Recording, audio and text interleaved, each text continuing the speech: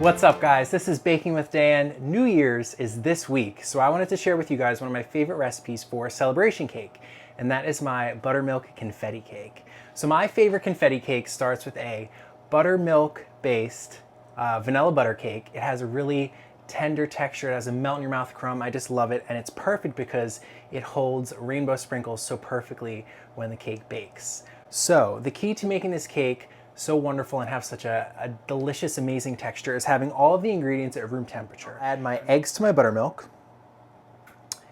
And I also have some vegetable oil. You could use grapeseed oil or canola oil and some quality vanilla extract. So I'll add this all together and then I'll give it a whisk until it's nice and smooth. I want to break up all of those egg whites. So into the bowl of my stand mixer, fitted with my paddle attachment, I'm going to add some cake flour, some all-purpose flour. That little bit of extra protein in the all-purpose flour is going to give the crumb on this cake just a little bit more strength. Some granulated white sugar, and then some salt, baking powder, and baking soda. So now I'll just turn my mixer on low. I'll let the mixer do all the work for me. It's going to whisk together, or basically sift these ingredients together. I'll start adding chunks of butter to this dry mixture here. And we're looking for all of the butter to be completely blended in with the flour and sugar. It'll be nice and sandy, and when it completely comes together, you'll be able to clump it together in your hands like sand. And the final little bit. And depending on how soft your butter is, this could take 1 to 2 minutes for the butter to be completely blended into the rest of the dry ingredients. So now with the mixer running on low, I'm going to add about 1/4 or maybe 1/3 of this liquid mixture that I've reserved. Just enough to dampen those dry ingredients, and then when it starts to look like a thick cookie dough, I'll raise the mixer to medium-high speed and we'll let it whip for 2 minutes straight. And I'll stop the mixer halfway through, make sure I give the beater and the bowl a nice scrape so that this mixes up nice and smooth. And then in 2 additions, with my mixer on low, I'm going to add the remaining liquid ingredients. So the first half, let it combine, and then the second half. You don't need to rush this process. Whenever you're mixing a cake batter, it's all about having the cake batter be smooth, homogeneous, and really evenly blended, because that's what's going to give you the best textured cake. So once all of my liquid is blended in, I'll give this one final scrape. So 2 more minutes with my mixer on low, and then this cake batter will be ready for rainbow sprinkles. So I have about 1/2 cup of rainbow sprinkles, and I'll add almost all of those. I'll reserve about 1 tablespoon for sprinkling on top. And this confetti cake batter is ready for the oven.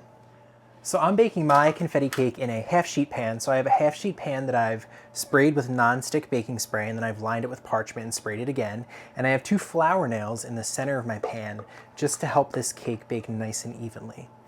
And then I'll take my reserved rainbow sprinkles and just sprinkle them right over the top, just to make sure that every bite of this cake has a good amount of rainbow sprinkles in it. So I'll bake my confetti cake at 350 degrees, and in a 1/2 sheet pan, it'll take about 25 to 28 minutes. If you're using 8-inch round cake pans, it'll probably take somewhere between 30 and 35 minutes. But you want to check the cake often towards the end of the baking, and you want a toothpick inserted into the center to come out with just a few moist crumbs stuck to it.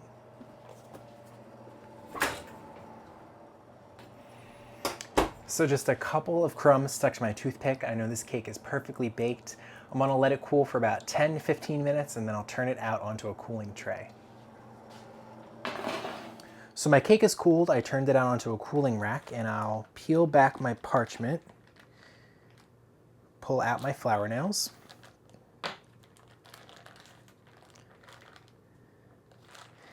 and then I'll leave this parchment right on top. My favorite tip here is to let the cake cool the rest of the way in its pan. So I'll flip this cake back over.